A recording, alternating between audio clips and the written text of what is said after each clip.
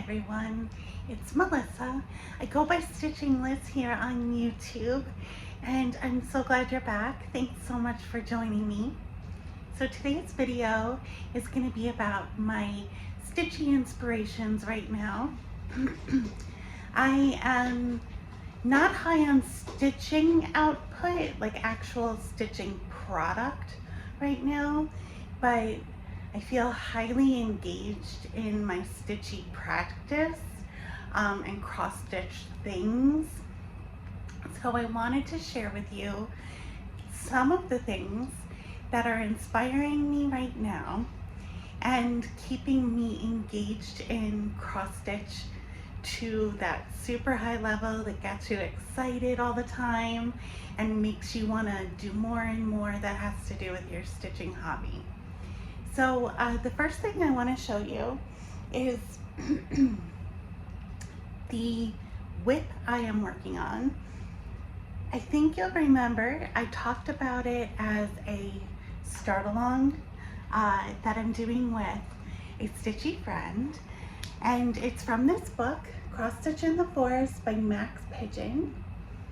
So the one that we're doing is Fox and Butterflies. This is what it looks like. And we had chosen that gorgeous purple fabric by Live and Dye LA. And this is where I've gotten to so far. So I'm super excited about my progress.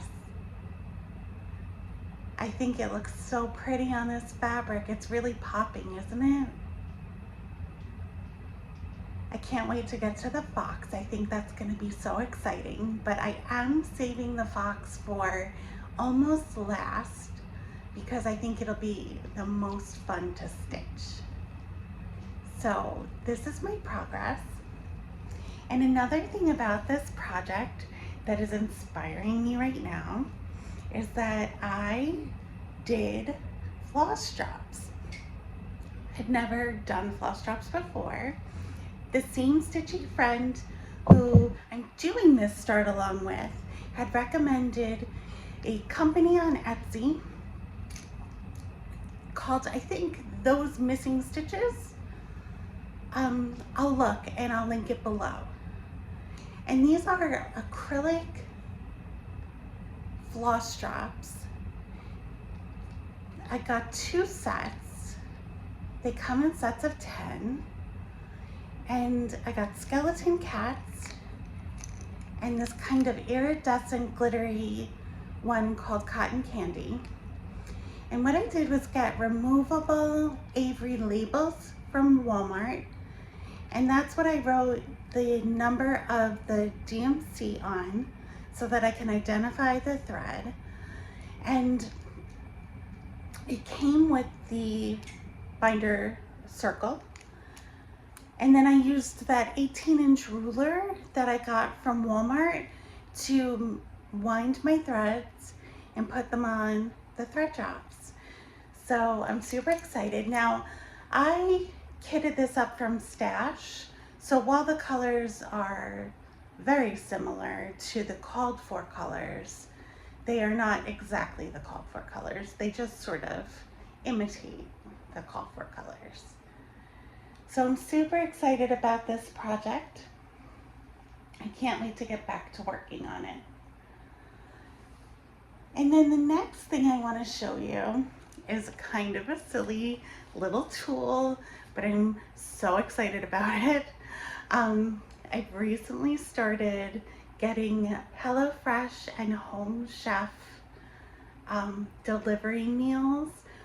They're the meals that you get the ingredients and you cook them yourself. And Home Chef sends some of the ingredients in plastic containers. And so the sauces might be in a little plastic bottle. And one of the kits I had came with pineapple tidbits, and they came in this container. And I think I've mentioned before that I'm kind of on a sustainability journey, and so I don't want to throw these out, and where I live does not have recycling, unfortunately. So I saw this and thought it would be a perfect quart container. So I washed it out. There was a little label on it. The label came right off. So it's nice and clear. So I might decorate it somehow. I'm not sure what I would decorate it with, maybe stickers or something like that. Or I might just leave it clear and let the color of the threads fill it up. So this is so exciting. I love reusing things in a way that makes me feel happy about sustainability, but also about cross-stitching. So this is fun for me. All right, the next tool I want to show you is brand new to me. I just got it.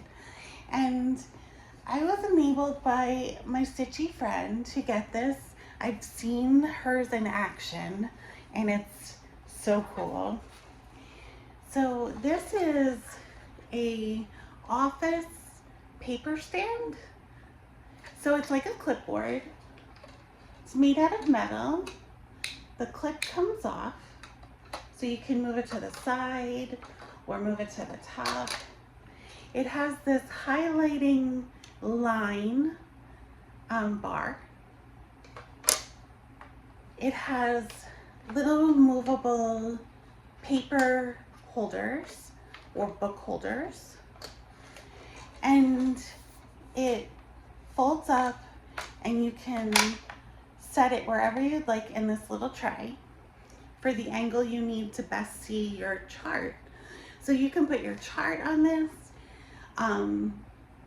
You can put a book and clip it. There's all sorts of advantages to having a clipboard to hold your chart. I think the number one advantage for me is that I recently changed my furniture and I have a very low table to cart around with me to put my stitching stuff on when I'm stitching, and I can move it around to my various stitching areas, but it's low. And so putting my chart flat on that tabletop is really hard to see. It's far from my eyes. So this is going to be a huge advantage to me by being able to sit it on top of that low table and see my chart much closer, much easier to see. So I'm super excited about this. This was purchased on Amazon, and I will link it below in case you're interested. So the next thing I want to show you is a cross-stitch project bag. I have been once again decluttering my cross-stitch supplies. I'm almost happy with them. My goal is to really feel like what I have in my stash is the most important stuff to me, and to not have things in my stash that I won't use or don't really love. So I decluttered a lot of my project bags, and I saved this one because I love it. It's my first project bag I ever got. So it's got these little pandas and flowers. And before I became a cat mom, I was a huge teddy bear lover. So as soon as I saw these little pandas and the flowers, I just fell in love. And I used to be a purple fanatic. So it had the purple, and it has the little heart embroidered zipper pull.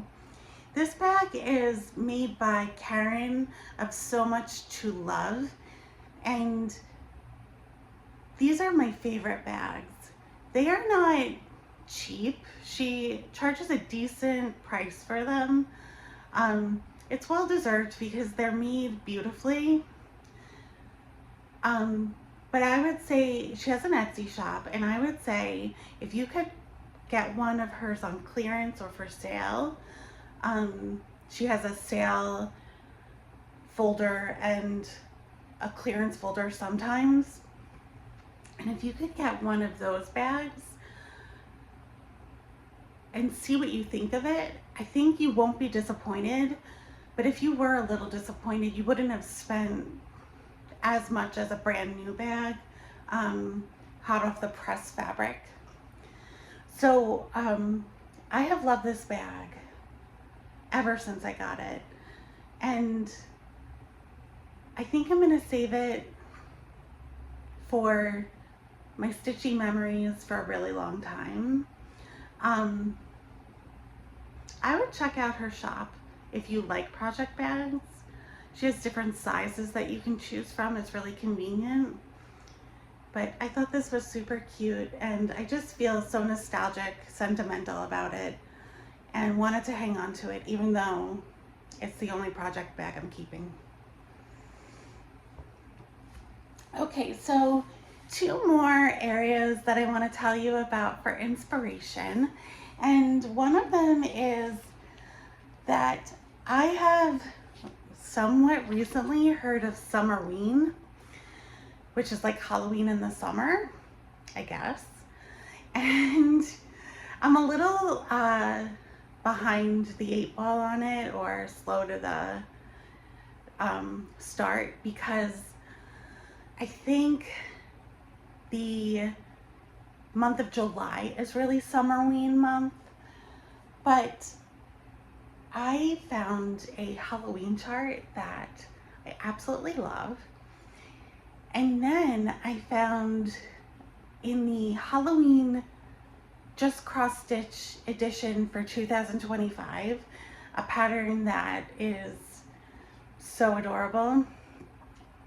And so those 2 Halloween patterns are contending for a start in August for my little Summerween. And I was so excited because I found a fabric on 123 Stitch that to me is one of the most perfect Halloween fabrics I've ever seen. So let me show you all this stuff that I'm talking about. First of all, here's the fabric. It's called Cauldron by Picture This Plus. Now my pattern's small, so I didn't get a big piece. I got a 8 by 12 cut from 123 Stitch, and this is 16 count Aida. So you can see it's like a gray with this rust staining to it. To me that looks so perfectly Halloween. I was so excited about it. And the 2 patterns I'm considering putting on this fabric are the one from Just Cross Stitch Halloween edition. This is Little Mushroom Ghost. I think that's so cute. I think the ghost will really pop a little bit better on the gray fabric. And I think the rust staining will really complement the mushrooms and the leaves.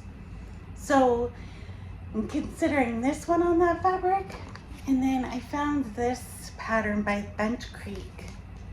I'm gonna take it out of the bag.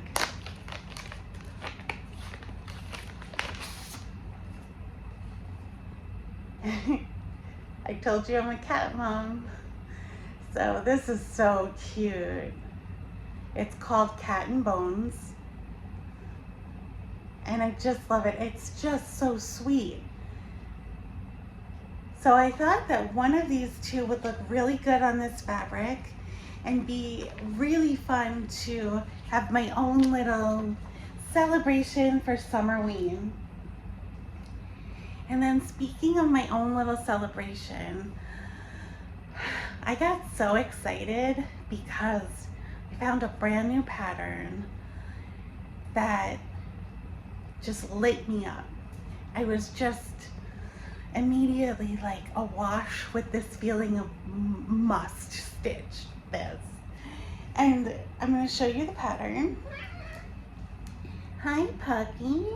Are you here to say hi to our friends? Yeah. Hi. Let's show them the pattern.